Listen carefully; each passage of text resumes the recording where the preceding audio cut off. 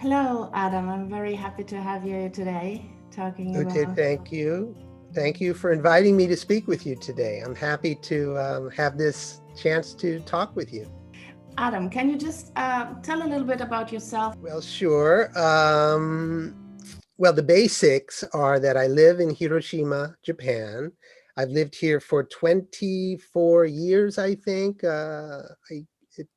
I've lived here so long, I've forgotten now, but I've lived here a long time, and I've worked with bilingual children as a teacher, first of all, starting at the beginning of my time in Japan, actually.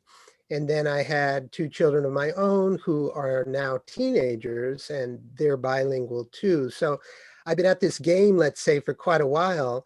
And I started a blog. It's been 8 years now, Bilingual Monkeys. And I continue to maintain the blog. I'm not quite as active a blogger as I used to be. Um, but recently the website was redesigned. So please take a look at Bilingual Monkeys. And 2 years after that started, so Bilingual Monkeys started in 2012. And then in 2014, I opened the Bilingual Zoo, which is a forum for parents who are raising bilingual or multilingual kids.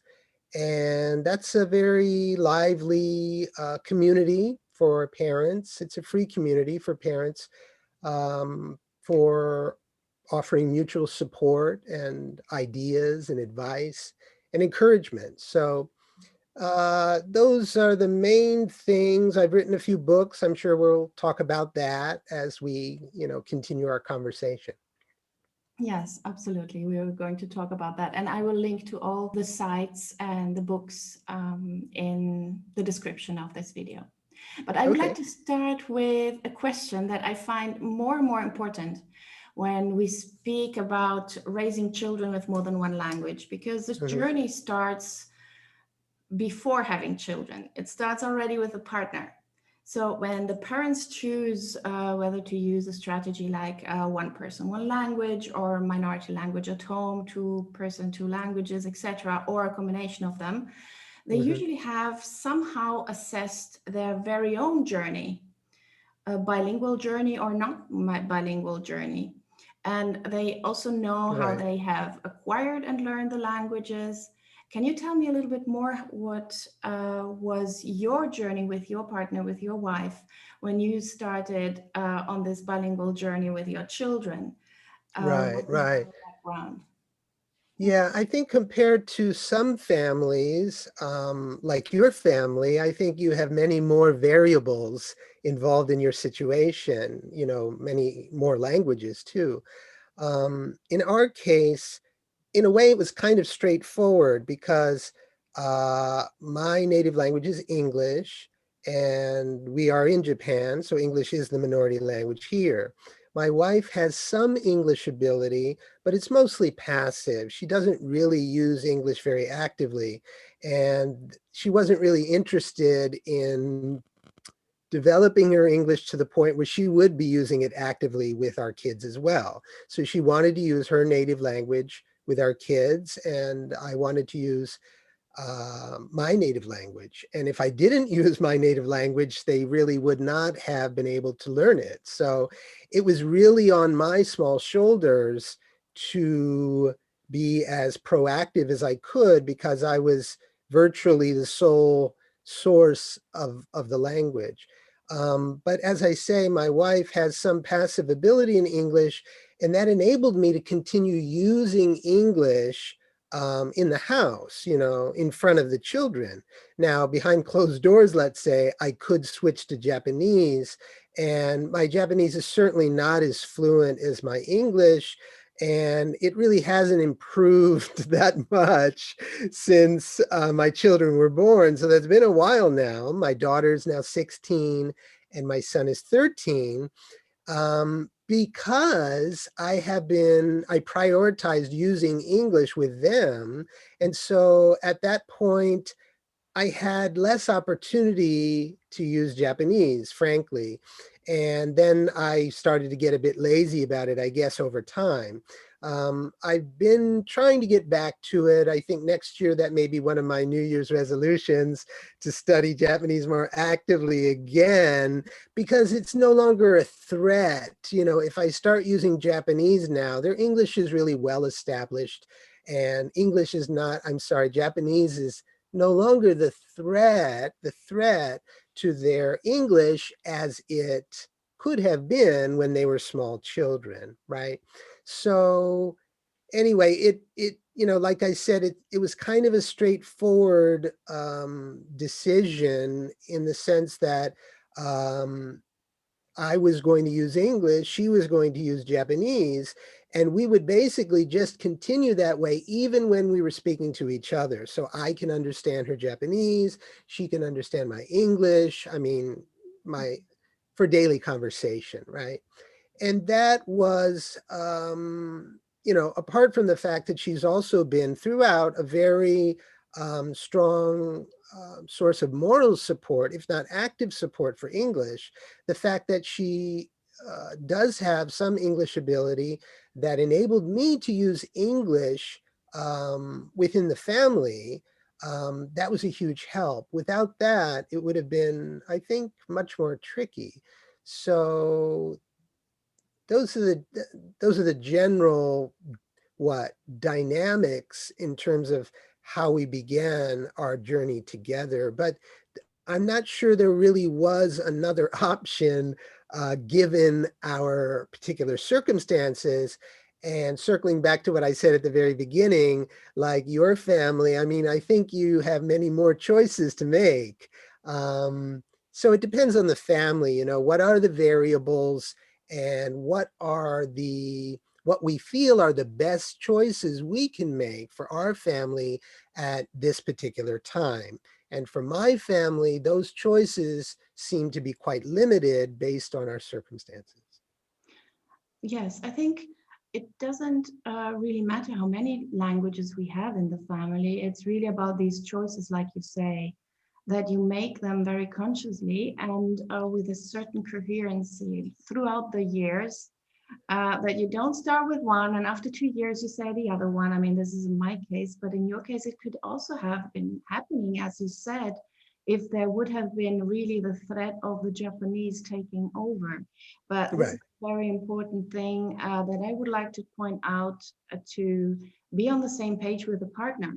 That's where all starts. I mean, we never know what's going to happen after that.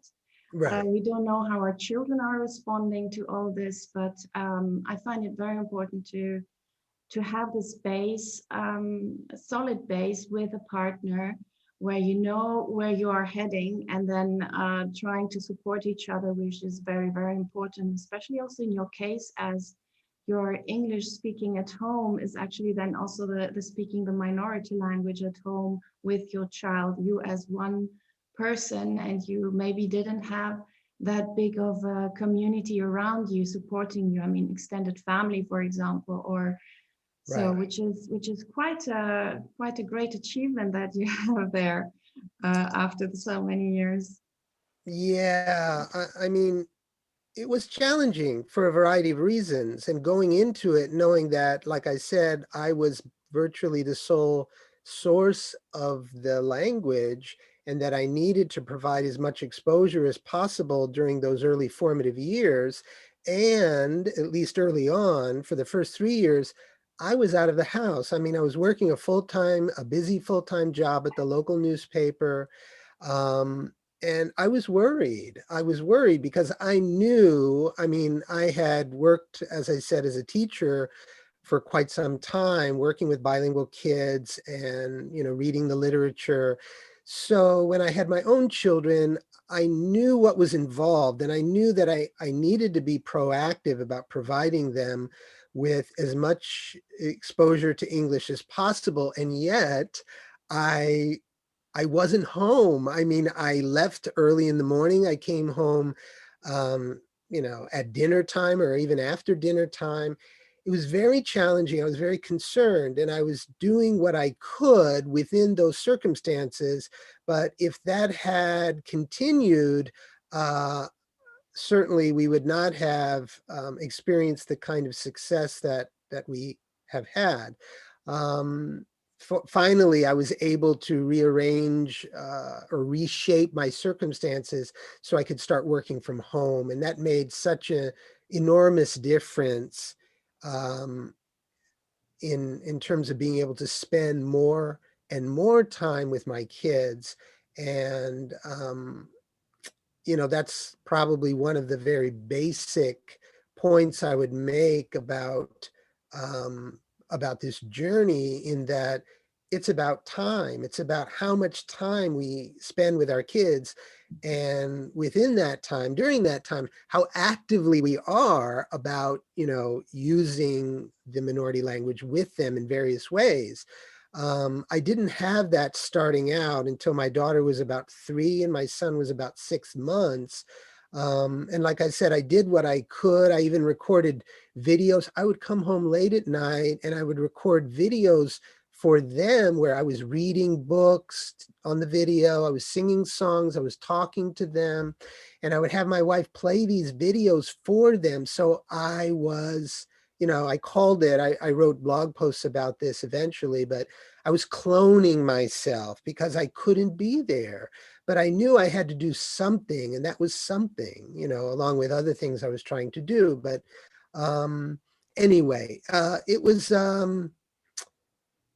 was a challenging start, and it remained challenging in other ways throughout.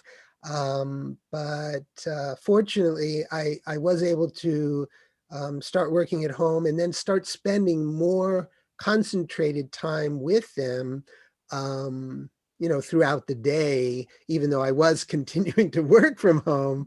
So it wasn't like a play fest throughout the day, but I did have more time with them, and I could make more time with them more flexibly. Yes, that's absolutely necessary for many, but not everyone can make this happen. And I think that Right. that worry and that feeling of guilt, somehow we all have it, right? We're not Yeah. there enough, we're not doing enough. But in the end, it's fantastic to hear that you were able to adjust your life in a way that you could foster your language with your children, and also, yeah, form this bond and connection with them. I mean, it's on so many levels so important. But let me Yeah. let me briefly come back to your website, because I was following you since you started. Hmm. It's very successful Bilingual Monkeys website with more than 400 blog posts. I think it's almost 500. I don't know. I think. And the forum that you mentioned, you started it when your children were quite young, right? Right. So you have many blog posts are targeted towards parents who are starting on this journey, but you also have some where they are a little bit older. And I Sure. can imagine that, like also with your book, maybe we're going to talk about this. After a while, maybe it's the same that happens to me. What I wrote several years ago, when I look at that and I say, well, something has changed. And a lot has changed. I mean, we all Sure. in the situation changes. Right. And um, what has changed in the past years, or now that your children are both teenagers? How does the language or the bilingual landscape look like in your household? Is it still the same with the same languages? And or have they added any other language to their plate? Well, it's such a good question. I have written about this, over the past couple years in various ways, because it's changed a lot. It hasn't changed a lot in terms of the languages themselves. I mean, we have, over the past 5 or 6 years, the children have started studying Spanish, and they've reached a basic level of ability in Spanish too, although that's very much a third language. But setting that aside for the moment, I think the main point I would make, and that I made in the blog posts I've written, and that I continue to make to parents with younger children, is take advantage of those early years. Make the most of those years, because that's when you have the most time and the most influence over your children. And I say that in a good way. And if you're very mindful of that and very proactive about that, then you really can make the most of that time, because as children get older, you have less and less time with them, and less influence. You know, my children, again, are now 16 and 13. They're very busy. They have a long school day. They've only gone to Japanese schools. They have a long school day. They're in club activities. My daughter's on the tennis team. My son's on the soccer team. They have a lot of homework for school. They come home, they're studying and studying and studying. My daughter, for example, this week, she's studying for tests next week. She is doing nothing but her schooling, her tennis, or they don't even have tennis this week because it's just studying.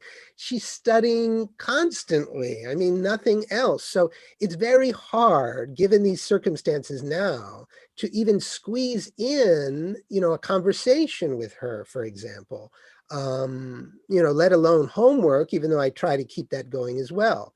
So, you know, all the time that I had, all the time and influence I had when they were younger, the fact that I was able to make the most of that then has paid off now, because I just don't have the same time or influence anymore. Even though I continue to be as conscious as I can about the fact that I do want to continue spending time with them, you know, within the cracks of our day when we do have those opportunities, but they're limited now. They're just limited.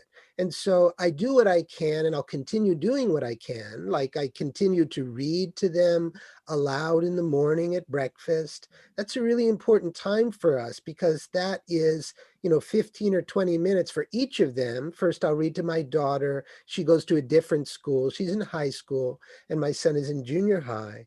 And so I can read to them from different books. And have some concentrated time with them at breakfast. And then they're out of the house for the whole day, and they don't get back until, you know, dinner time, basically. And then they have to, you know, they have their own schoolwork or study for tests, like I just said. So, yeah, it's quite challenging. Like I alluded to before, that it started off challenging in a different way, in a very important way, because I just didn't have time with them when I was working full time. So reshaping those circumstances was so pivotal, I think, to any sort of success moving forward beyond that. But, you know, the for any of us, the journey continues to evolve in various ways over time. But one thing I think is true, I would say, is probably almost universal for every family, is that as the children get older, they become more independent, naturally enough, whether or not they're, you know, many children are going to school, but even if they're being homeschooled, they'll probably have other friends. They want to spend time with their friends more than they want to spend time with their parents. And that's what happens. And if you're conscious of that when your children are younger, then I think you have the opportunity, at least, to then bear down and really spend that time with them when they are younger, because that time, you know, you mentioned this before, I think, but the idea that spending that time with children when they're younger, it not only, I think, eventually results in greater success, but it results in greater joy, because you do spend more time with them when you have the opportunity, and you're able to develop a deeper, richer, more meaningful bond with them that then is sustainable even when you're not able to spend as much time together when they get older. Yes, absolutely. I think this is where our goal of transmitting our language meets also our goal to have a great relationship with our children. Right. Right. So it's not only about transmitting language and the different registers of language, but I like, I mean, in your book, which I show now, Maximize Your Thank you. Child's Bilingual Ability, you mentioned the different habits that you had when you wrote the book. And I like it that you still maintain this reading to your children, even though they are independent readers. Right. And I like to stress on this point because it not only allows us to have this connection that we just mentioned, but also to see where our children are language wise. So with their fluency, what kind of terms are they still struggling with, or where can we help with? Especially when Sure. they are as old as your children are and mine are also more or less in the same year groups. Right. Um, we don't know what they are learning at school, what kind of terminology they are using, or let's say we know more or less, but to provide the same kind of input, we just can't anymore. I mean, what was easier at the beginning with when it was about shapes and colors and animals becomes more and more complicated when they grow up. And I would like to ask you now, what kind of, or how do you choose these books or texts that you read to and with your children at breakfast, for example? Because I mean, I know my children would not be interested in maybe what I would choose, so I would have to adjust to their interests and topics that they are interested in at the moment. How do you do this? Well, that's exactly right. I mean, I'm trying to choose books that I feel will connect with them on some level at their uh, at their particular time of life. You know, my daughter, for example, she's now 16. You know, she starts thinking more about boys and, what is romance all about and that sort of stuff. So I found a couple authors that write the kinds of books in that genre that she really responds to. And so I enjoy reading those books. And I do think, although the settings tend to be different, I haven't really found a book or looked hard enough for a book that's set in Japan with the same sort of, scenario. But, these situations in America, I'm not sure she can readily identify with, but the basic emotions and those sorts of situations I think are universal to some extent, and she's really enjoying the books that I've been reading recently, in that way. And, you know, I'm not, I don't know how connected it is to the books I'm reading, but I do think it reinforces the idea that I'm open to her life experience. And in fact, she has been sharing with me some of the things, the experiences that she's having, or the confusion she has about boys, for example. And that's been really special to me in that she trusts me enough to be able to talk to me about these things. And, I'm certainly not a boy anymore, but I guess I still am in some ways. And I can offer some perspective based on, my past when I was a high school student and what boys are like at that age. Um, so that's, you know, my daughter's side. For my son, I've been reading like a horror book, which actually the language is really quite difficult. It's more, I would say he's 13 and he can follow the story with me. He doesn't understand every word. I'm not sure I understand every word. It's quite complicated and it's written in kind of a Gothic style, I guess, but it's a very, it's a gripping sort of book. But it's challenging. The language is challenging. Uh, but yet I think, that sort of language, although he could read the book himself, I think it would be too hard for him to read the book. And I think what parents need to understand clearly is that their children's listening level is higher than their reading level. And it will always be that way, basically, until they're adults, I suppose. Um, and so this book is not something, although he could read it, I think it would grow tiresome because there are so many words that, um, I offer, and I don't explain every word, but I do explain some words to him as we read through the book, that I think would be useful for him to know and can help him continue to follow the story. He wouldn't be able to do that as easily if he was reading it on his own, right? But in this way, I can help stretch his language ability, and his his um, his language level will become more sophisticated, I think, as we continue to read together in this way. So yes, my children can read on their own. They've been reading on their own for quite some time. I continue to give them things to read every day when they do have time. So that is also, not only do I read to them at breakfast, but I have a book, and we've gone through many, many, many, many books over the years, but there's always something going on for them to read as well, something pitched to their level that they can read. But again, it has to be something that interests them, the genre or the themes or something about it has to be of interest. Otherwise, when they do lose interest, I don't always hit the mark, right? But when they lose interest, I'm like, do you want to stop reading this one? We'll find something else.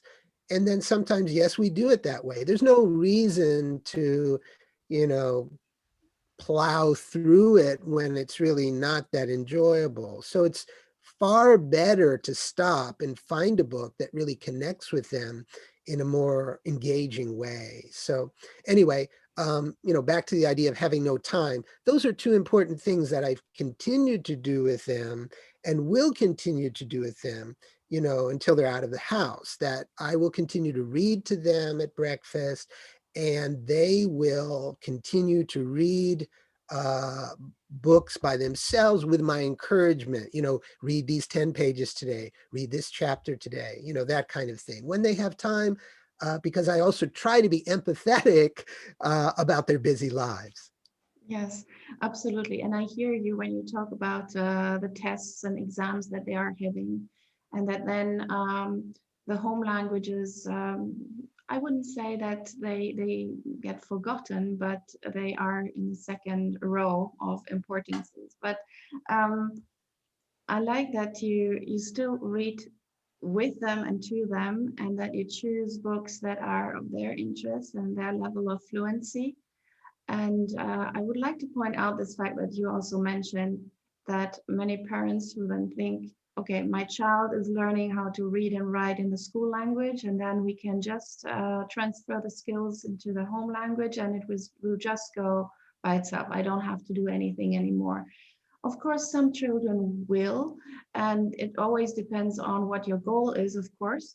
But continuous encouragement, like you do, and triggering a little bit their being proud of being able to read and write, maybe also in their home languages, is something that, especially for teenagers, is very important to maintain and to keep fostering, because otherwise if you let go at that point, maybe when they're 18, 20, 25, or they are having their own children, they will say, but why didn't you insist when I was, I don't know, 12 years old? Why did you Mm. stop reading with me, or yes, giving me some, or helping me to find some resources that actually are good for me at that age? I find it Right. very, very good idea to continue fostering this way. I Yeah, guess. and it is a lot about resources. If I wasn't actively seeking out the kinds of books that I think could connect with them at this age, as opposed to when they were 10 years old or 5 years old, you know, we always have to be on the lookout for new resources, new books that can connect with them in terms of their maturity, their new interests, and their language level. And that takes time and that takes effort, but it can also, at least for me, it's fun because um, I do enjoy children's literature and young adult literature, and I do enjoy making discoveries, new books, new authors. Um, I have a certain amount of knowledge in the area over the years as a teacher and as a parent, but there's always more to learn. And I think, looking back, and I'm sure once my children are adults, I'll feel the same way. But one of the real joys of my experience with them has been reading aloud to them. and I enjoy it very, very much. There's a certain kind of um, closeness that we can share, between this book that I'm reading, that has been a thread that has woven itself throughout our journey together. And that was the case from the time they were first born, when, they were lying on the floor and I would lie down with them and I would be holding the book over them. I can picture myself, I can picture the scene right now. It feels, much closer than it actually is now. But it has been like that from day one, day after day after day after day, with very, very few exceptions.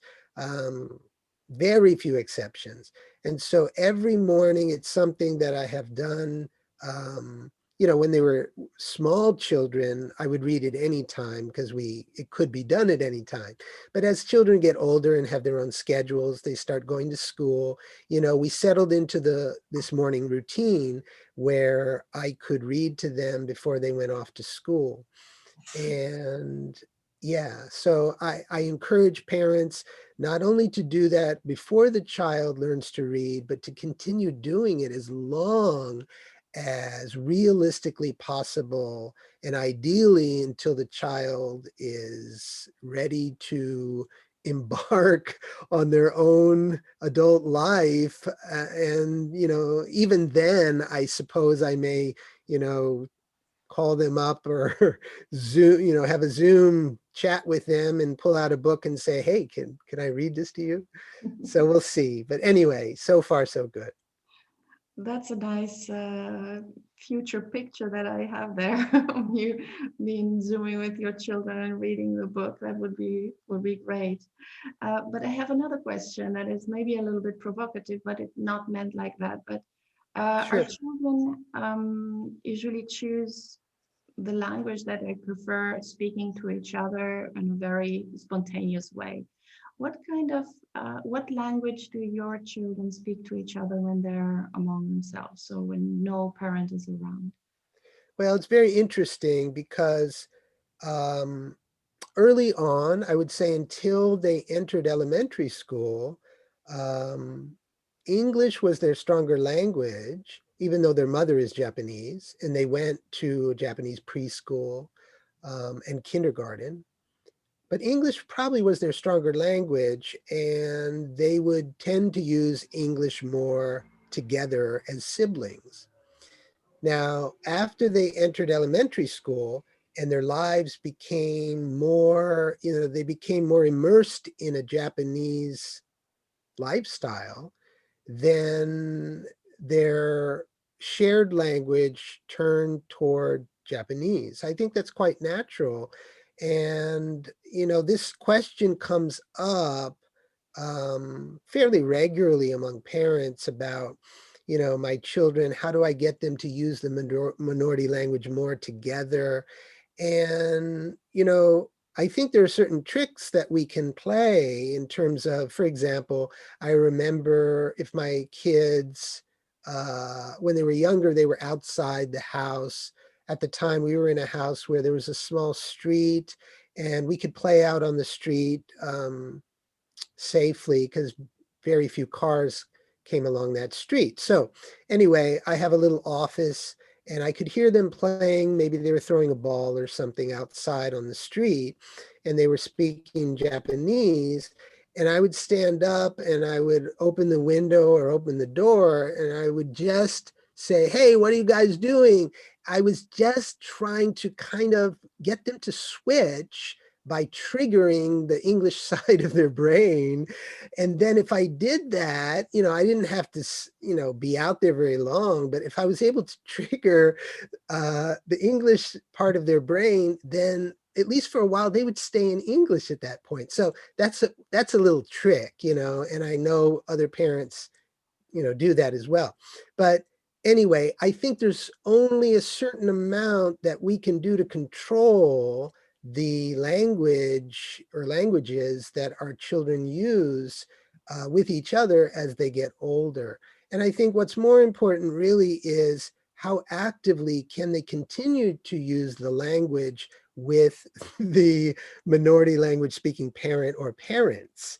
And that has never really been threatened in my case. And they, even now, you know, we don't talk as much because we're ships passing in the night. But our relationship is in English, and I can't imagine it ever changing at this point.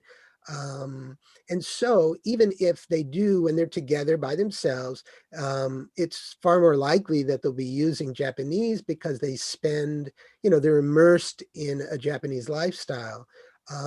But if they're with me and, you know, we're sitting at the table together, or you know, we're going out for a walk in the woods or something, then they'll be speaking English with me and with each other. They're not going to be switching between me and, you know, each other like that. Mhm. So, Yes. yeah, No, absolutely. Yeah. And I also don't think that we can force our children to choose a language to speak among themselves or with their peers also, or with extended family. This is just the right, situation that this dictates it, or sometimes it's peer pressure, but also their very own preference for a language, which is never meant personally. So right, um, right. you have shared in your book, in your posts, a lot of your experience, the success stories about what you have shared during these whole many years with your Mm. children.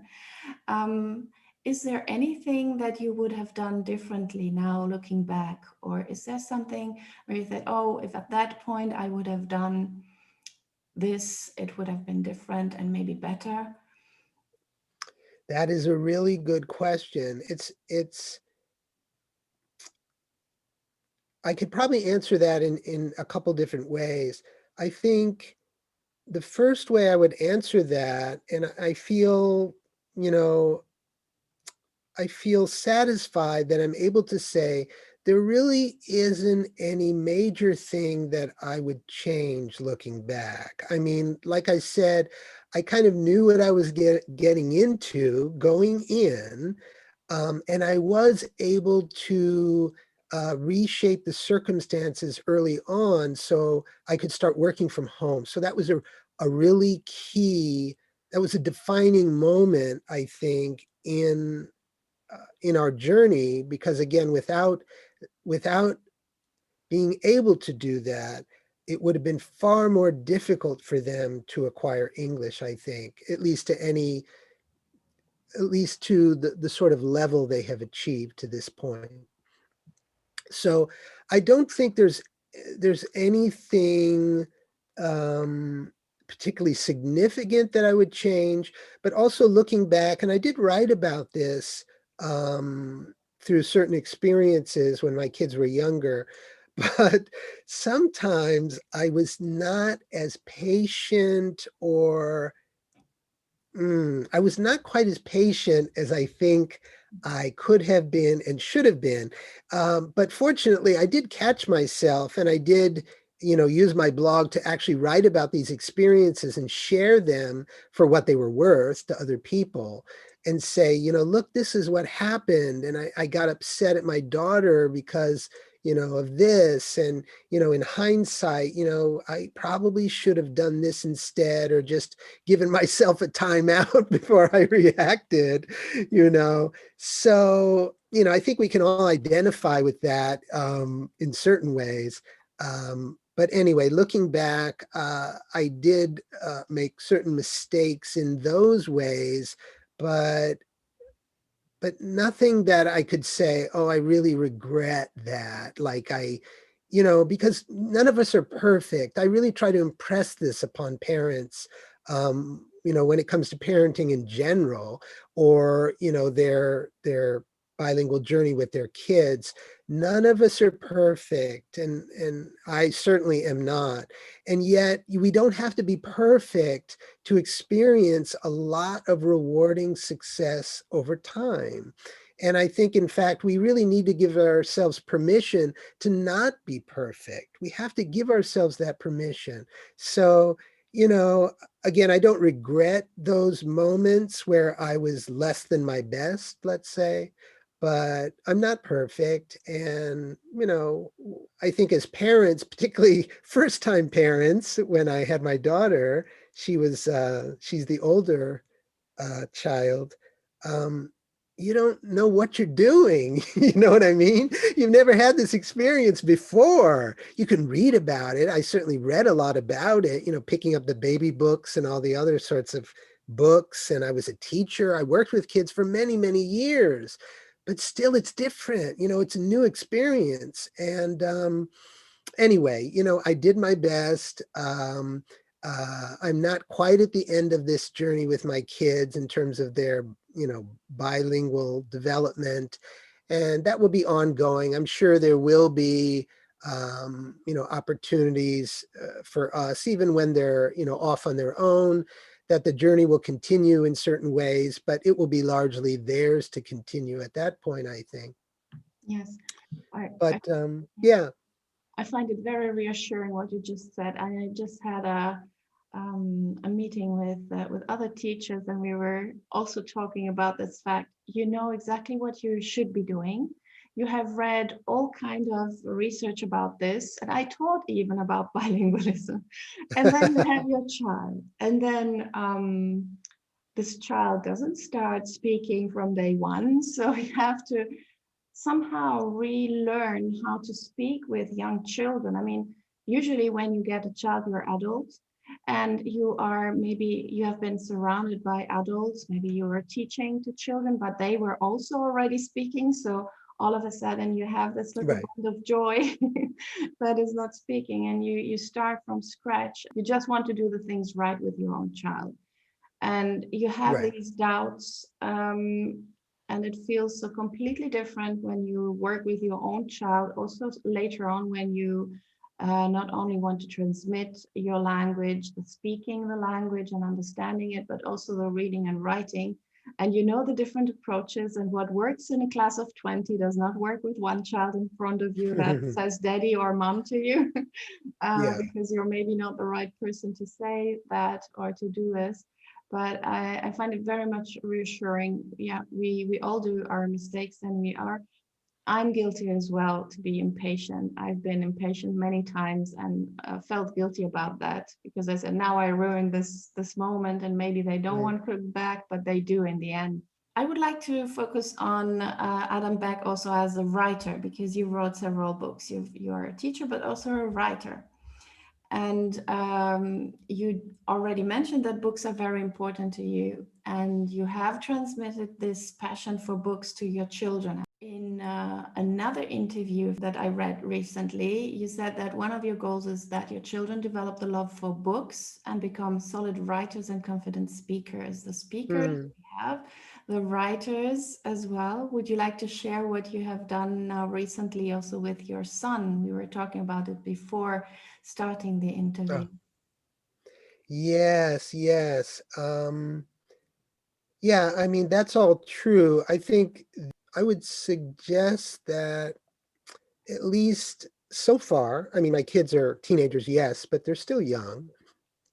But I think my son has been more of a bookworm, maybe a natural bookworm than my daughter, who has been more, um, she was involved in dance for many years, and, she likes sports, and he likes sports too. And they're both, good athletes, but he's also quite content with reading a book and drawing. And so I think over the years, um, because he is more of a natural bookworm, he has read more. And although he is uh, almost 3 years younger than she is, their English level is roughly the same. And I wrote a long blog post about this. And I think what it comes down to is the fact that over the years, even though he has not lived as long, he has read as much or more than her, because not only has he been reading the books that I've assigned him to read day by day, and she's been reading too, but he's read more on his own just because he picks up books. And I would actually feed that by putting, he'd be lying on the floor with some toys when he was younger. And I would, casually walk by and lay a book down next to him, and he would see the colorful cover and pick it up. So I was very conscious of that. How could I continue feeding this interest with him and with my daughter as well? So I do think both of them enjoy literacy in both languages, although Japanese is much, much more difficult. And before, when you mentioned transfer between languages, there's very little transfer between these two languages. But anyway, I do think they enjoy books in both languages. They can read well in both languages. Writing is more of a challenge. I mean, writing takes a lot of reading, first of all, yes, but it also takes a lot of writing. It takes a lot of practice. And they have had no academic experience at all in English. They've only gone to Japanese schools. And so, although I've done what I can uh, in terms of asking them to do writing activities, to practice writing in English over the years, day by day, writing takes more time and more effort. And as they've gotten older, there's less time for this. And so I do keep it going, and they have written a lot over the years as well. I mean, even a little bit day by day, or even every other day, but on a regular basis, it really adds up over time. So both of them can write pretty well in English too. But again, they haven't had any academic experience. So I think they lack more sophisticated vocabulary, and they haven't really written many essays in English or academic papers or things like that. So I do hope they have that opportunity someday, because I think that's important in terms of developing their English to even higher levels. And that may or may not happen. I hope it does. My daughter actually is in high school. She's in they call it an international communication course. So it's kind of a special program, but it's really, her English is still much higher than all the other students in the program. And she's really not challenged to the degree that she would be if she was in an international school, or if she was in an English speaking school in America or Australia or someplace like that. So anyway, I hope for the future, in terms of being able to support their literacy side, that they have more opportunities beyond me, because I think there's only so much I can do uh, to there's only so much I can do at this point. And I will continue to encourage these kinds of academic opportunities, whether it's a program like an English focused program in a high school, or beyond that in college. I will encourage that. So hopefully those opportunities will happen, but that remains to be seen. Yes, absolutely. And you just mentioned one of the main struggles many parents have, not only if the home language is English, for example, in your situation in Japan, but with all kind of languages, how to maintain it at home if it's not supported at school. Right. And that you also mentioned, yes, the transferable skills. It's more like understanding that these characters mean something and that you can use them also in the other languages. But I understand that you have taught your children to read and to write in English as well at home. So it's an advantage Right. of being a teacher, right? To being I having. think so, but to be honest, I haven't done a lot of teaching, like direct teaching of reading and writing. A lot of it has been through just the exposure itself, teaching where teaching is needed. But I think I don't know. I mean, as a teacher too, um, my approach tends to be just kind of immerse the child in books and reading and writing activities, make it playful, make it engaging. And the more they're engaged in these kinds of literacy activities, um, they will learn. That's how they learn. They learn through that experience. And so I've I really haven't done a lot of teaching, and again, I've only taught them certain things when I felt it was necessary or important. And so anyway, that's partly my personality and my approach. I just wanted to tag on one thing related to Japanese because um, it's not only, it's kind of worse than this. It's not only that the languages don't really transfer, it's also that Japanese takes so much time and effort to learn. There's so many characters, these kanji characters. And, English has 26 letters of the alphabet. It's pretty easy to pick that up. But it takes kids until they're in junior high and high school, then they can read a newspaper well. So it's just so complex, and it takes so much of their time in school and after school. They spend so much time actually, you know acquiring literacy in that language, that it crowds out opportunity and time for other things. And I'm afraid that's one big reason that we've had so little time, and they have so little extra time for other things, because it's a very time consuming language to learn. It's just that way. I don't want to sound like I'm complaining, but that's the reality. And that's certainly one reason why, an important reason why, um, there has been uh, limited time for English, particularly as they've gotten older. Yes, absolutely. You mentioned before that your children also have learned Spanish at school. Not at school. Uh, we met a Spanish woman. She's originally from Madrid, and she's lived in Hiroshima for some time now. She has a Japanese husband.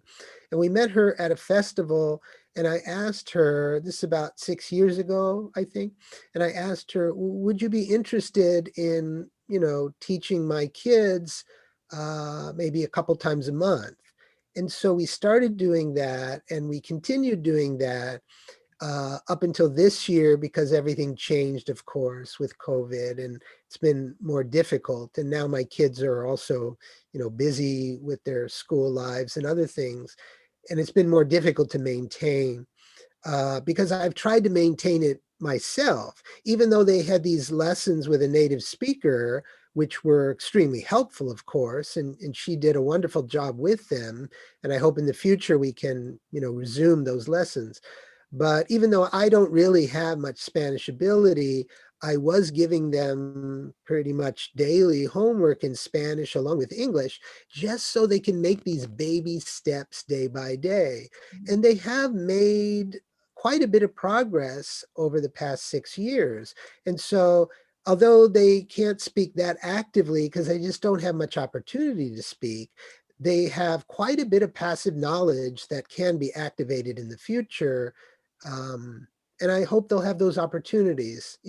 I don't know that, but it's been a good experience. And of course, Spanish is far more similar to English than Japanese, so there is some transfer there that's really been helpful, I think, for them, because they have a solid base of English that they can pick up Spanish fairly quickly, I think.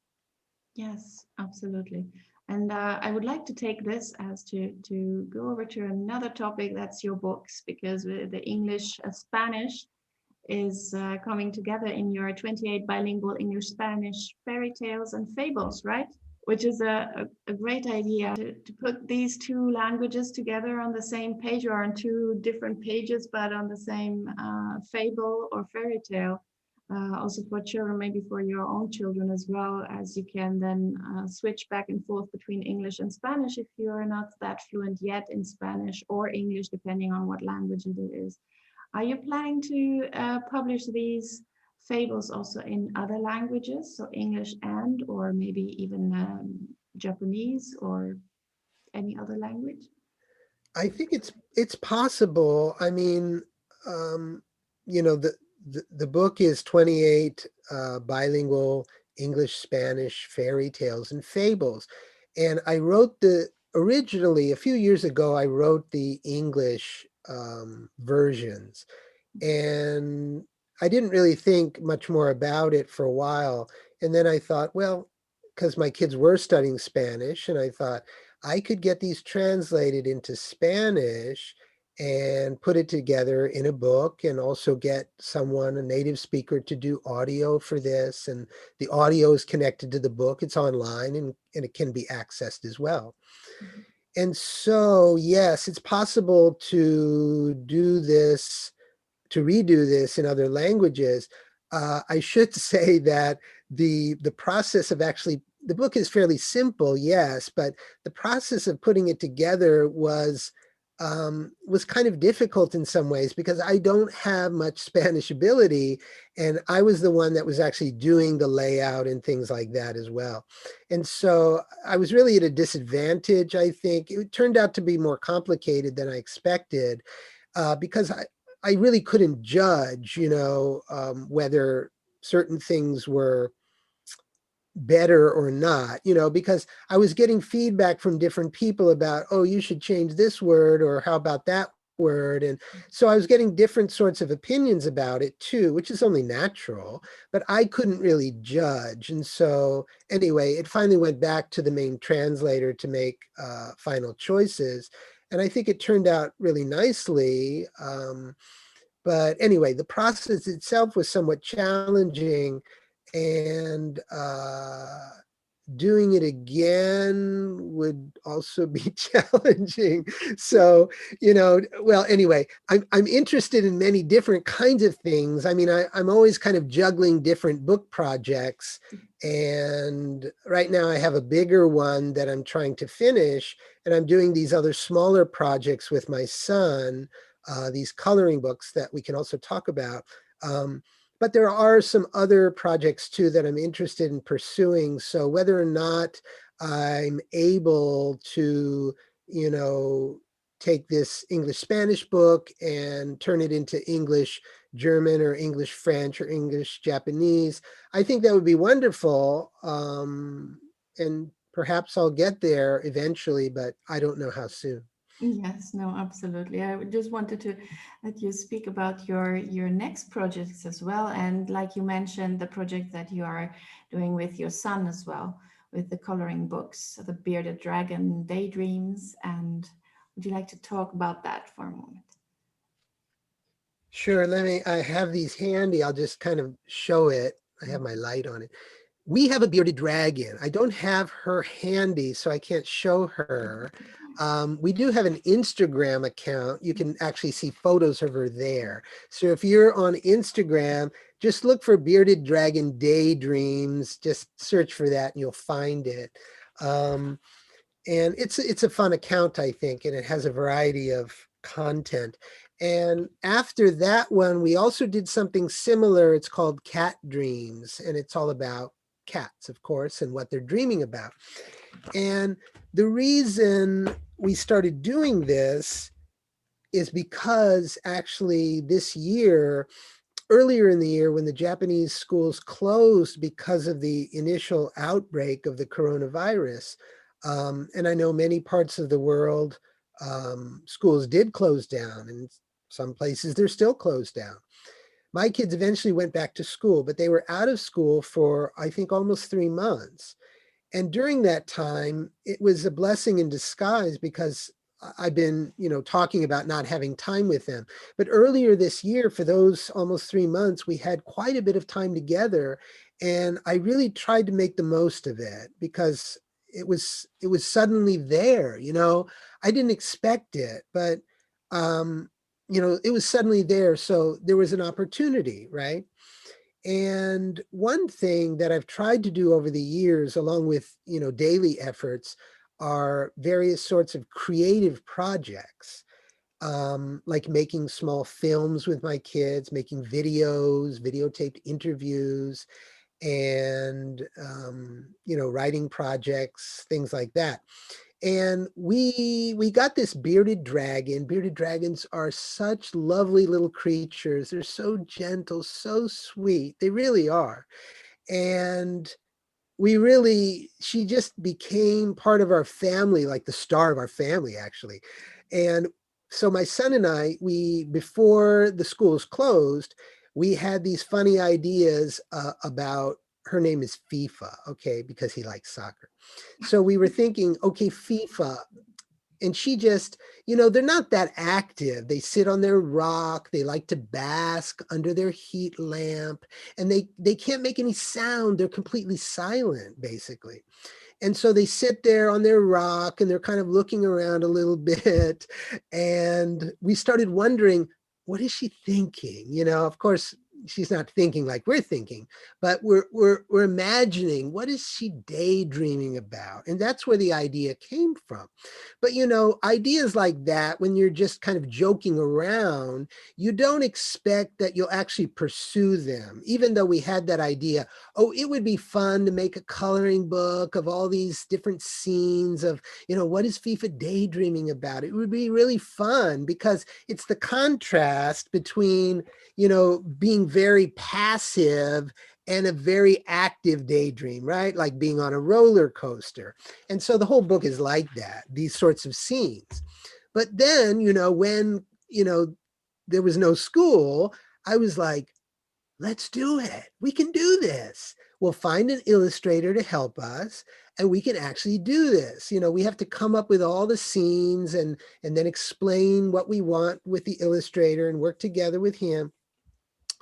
And we did it, and it was such a good experience, to spend that much time together to talk about this project, and it was all in English, all in our target language. And so it was a really successful project in all different ways. And after that, because it turned out so nicely, I said, well, let's go on. Let's do another one, and they were back in school by then, but there's no reason why we couldn't continue to do it, right? And I can shepherd it along and I can continue to share with him what the illustrator is doing. And then I print things out and talk with him about it. He's got a really creative mind and a good eye.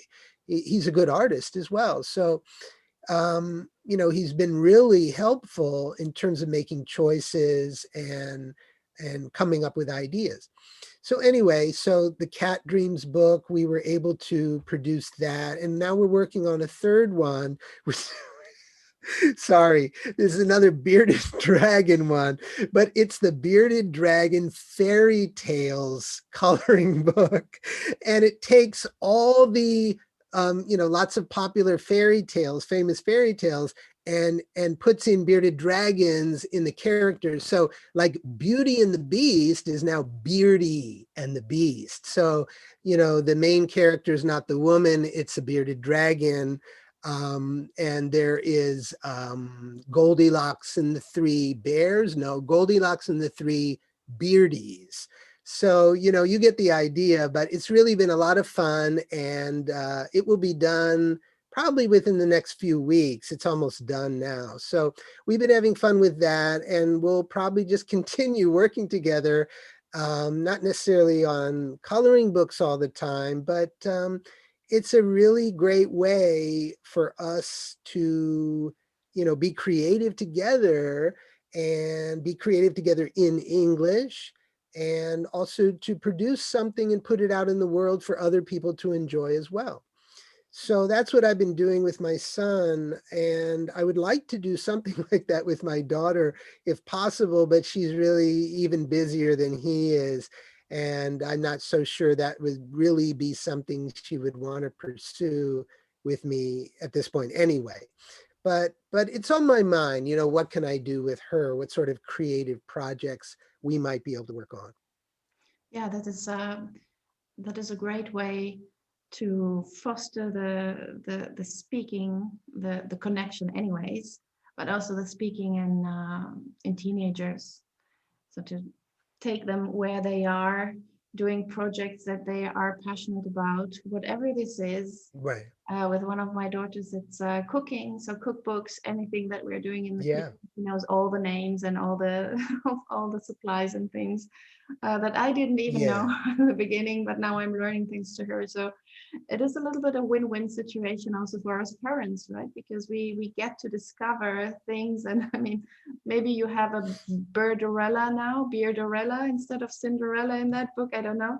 I was thinking of that, but it's. I Right, right, think right. I would like to finish on this because I could actually talk for hours, but we have to finish maybe on a high note. So with this project that you have with your son, we want to always have fun with our children when we talk our Right. language, when we transmit our culture or whatever, and when we connect with them.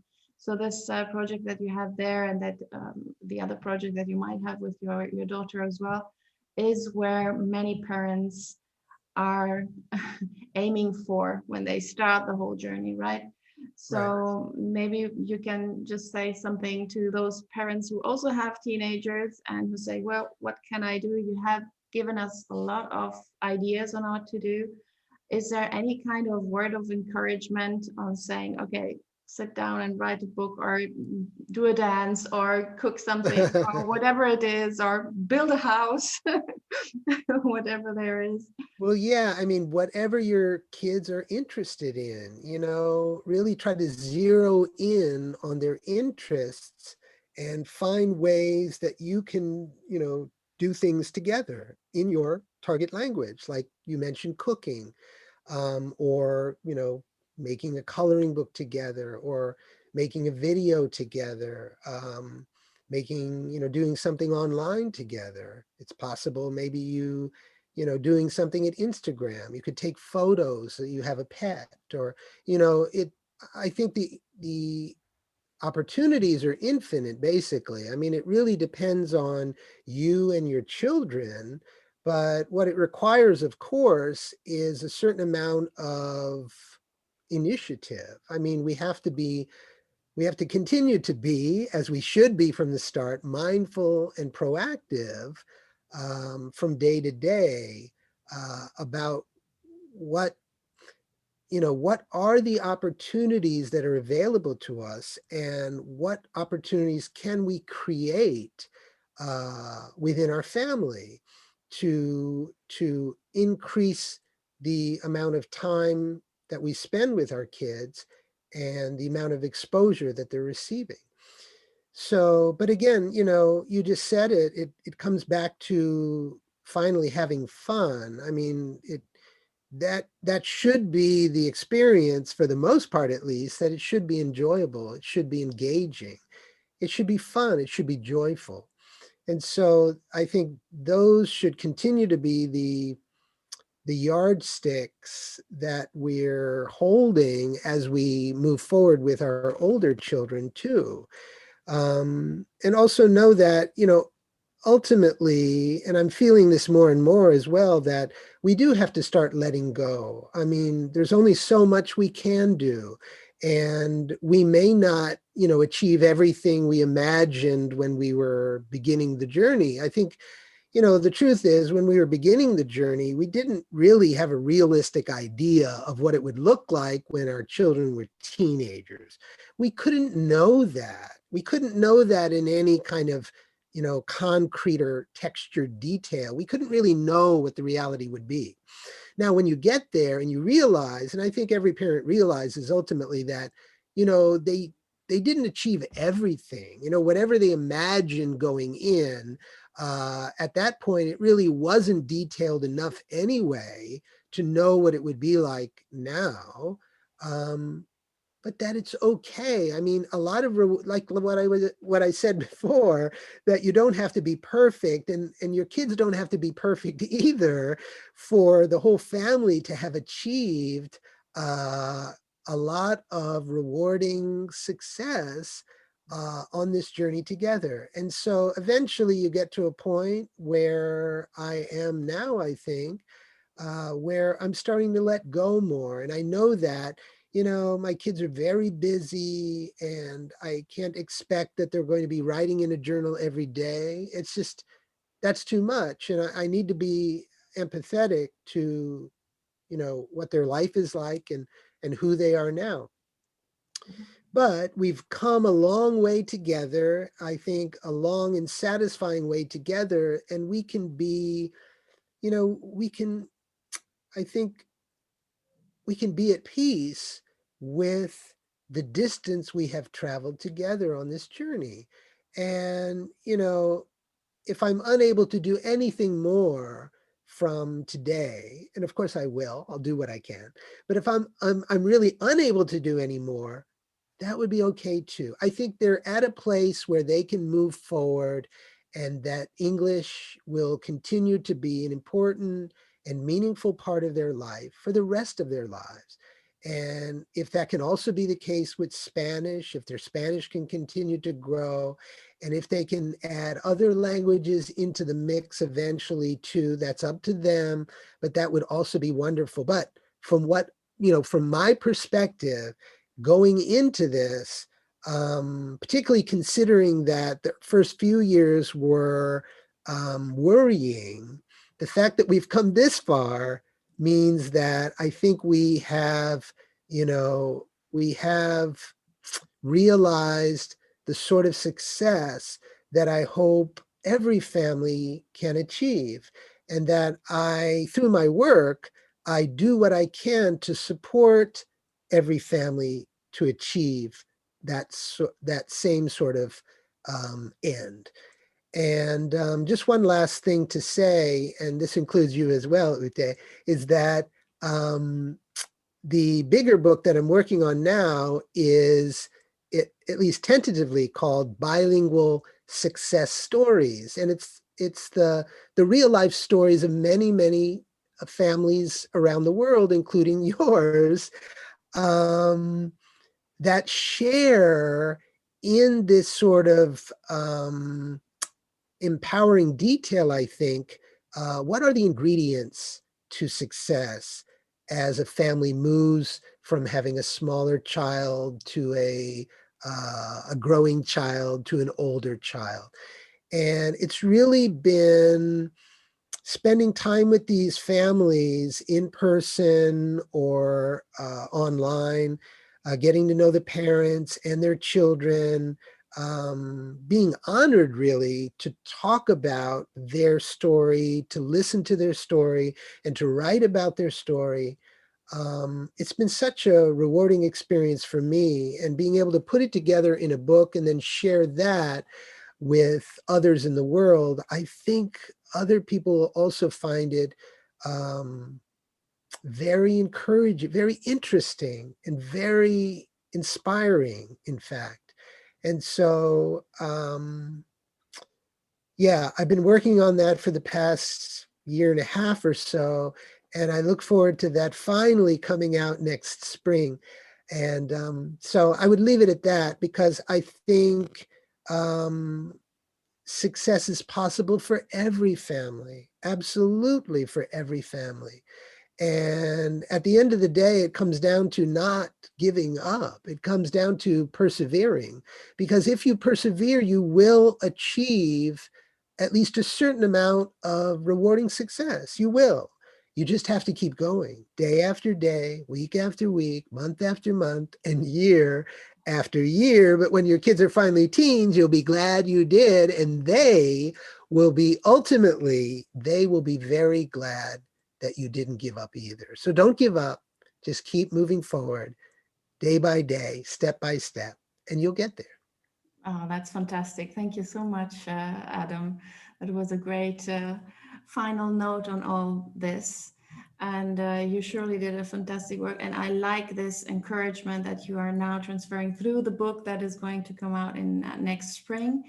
Um, that everyone can make it to all the extent that they can with the resources and the energy and everything that they can, no matter what, just not to give up and Yes. to enjoy. Yes. Because at that point, now we are both in the situation where we can let go. I like this let go, and I had like Frozen coming up in my head.